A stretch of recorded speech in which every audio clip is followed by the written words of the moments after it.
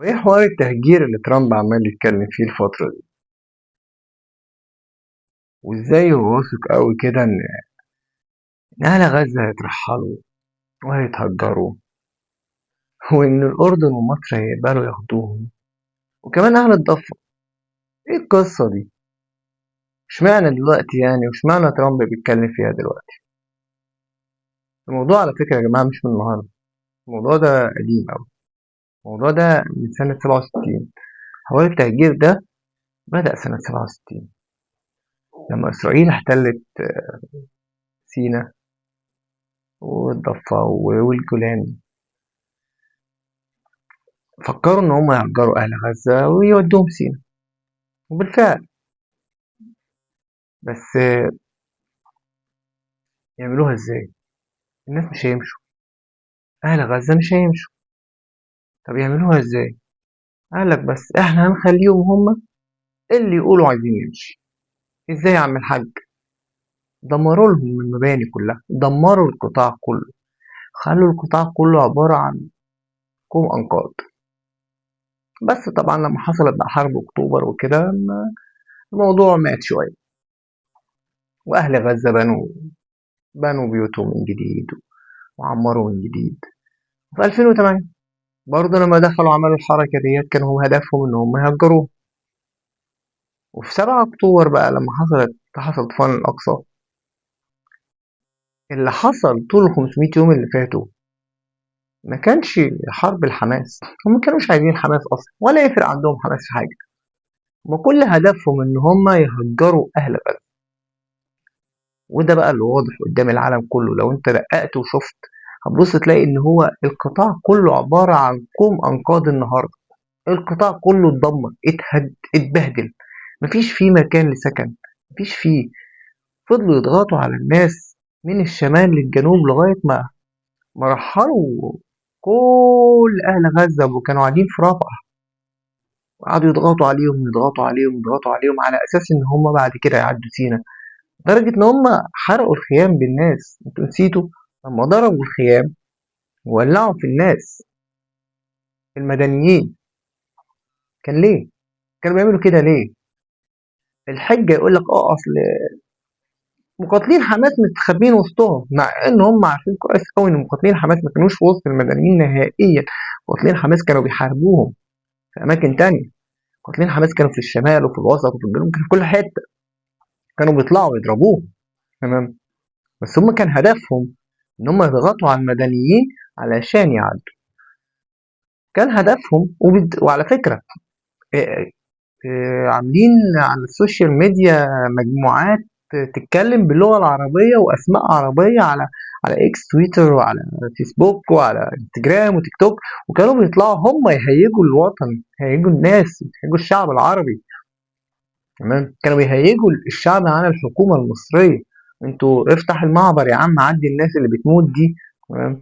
بس احنا لو كنا فتحنا المعبر كان للأسف كنا احنا كده احنا اللي كنا هننهي على القضية. هم لما عملوا الاتفاق مع حماس خلاص هم كانوا في دماغهم كده ان القطاع اتدمر بقى والناس مش هترجع تاني. تمام. وبالتالي طبعا افتحوا مصريين بقى، المصابين يعدوا، واللي هيعدي مع المصابين. وفي دماغهم بقى اللي هم ايه، موضوع الترحيل شويه. فوجئوا ان ان الناس راحه رجعت ماشي. فوجئوا ان الفلسطينيين اهل غزه الغزاويين رجعوا ماشي. تمام. وكل واحد راح عند بيته المهدود اللي هو عبارة عن كوم أنقاض، وعمل خيمة تاني وقعد في مكان بيته. صدموا. فبالتالي طب احنا هنعمل ايه اكتر من كده؟ ضربوا تاني ولسه هيضربوا على فكرة. يرجعوا الحرب تاني لأن هدفهم مش حماس. يعني حماس اتفقت وحماس أعلنت عن كل الاتفاقات اللي هم عايزينها وقبلت بكل حاجة. لدرجة إن هم لما قالوا بعد كده حماس مش هتبقى هي الحكومة، قالوا موافقين. تمام. يعني لو جيتوا رجعتوا بنود الاتفاق اللي ما بين حماس اللي كان برعاية مصرية قطرية ده، تمام، هتلاقوا ان حماس موافقة انها تخرج من الصورة خالص والله. تمام. حماس عارفة كل ده، حماس بتقطع عليهم الطريق. هي كل الحكاية هم عايزين يهجروا اهل غزة، مش لاقيين لهم حل. طب خلاص هنعمل ايه؟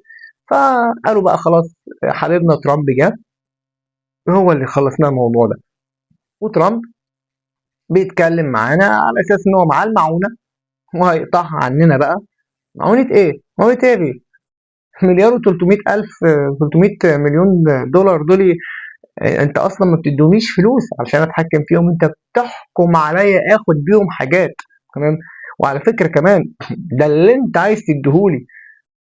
احنا لو قلنا لك عايزين اف 35 ما عمرك ما هتديها لنا، عمرك ما هتدينا اللي احنا عايزينه. تمام.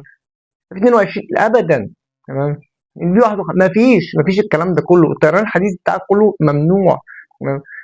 عقود صيانه واسلحه محدده انت بتديها لنا.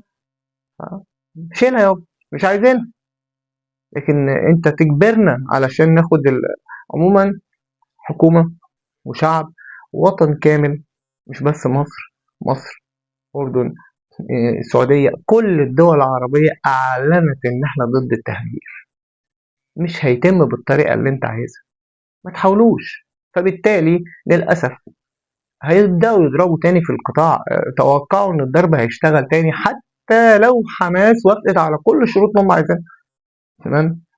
حماس عارفين كده، قادة حماس عارفين كده، فبيقطعوا يوم الطريق. والقادة عندنا عارفين كده. وهم على فكرة هناك في إسرائيل النهاردة بيولولوا على تحركات الجيش المصري في سيناء. بس معلش أنت اللي بدأت، فاستحمل بقى، استحمل. تهجير نو، مفيش. لازم يا جماعة تبقوا فاهمين الموضوع جاي منين. الموضوع مش ترامب اصلا. تمام. ولا القصه دي، ده الموضوع قديم، قديم، قديم قوي. ولسه اللي جاي وحش. خلينا مفتحين كده وفايقين عشان نعرف هنعمل ايه بكره.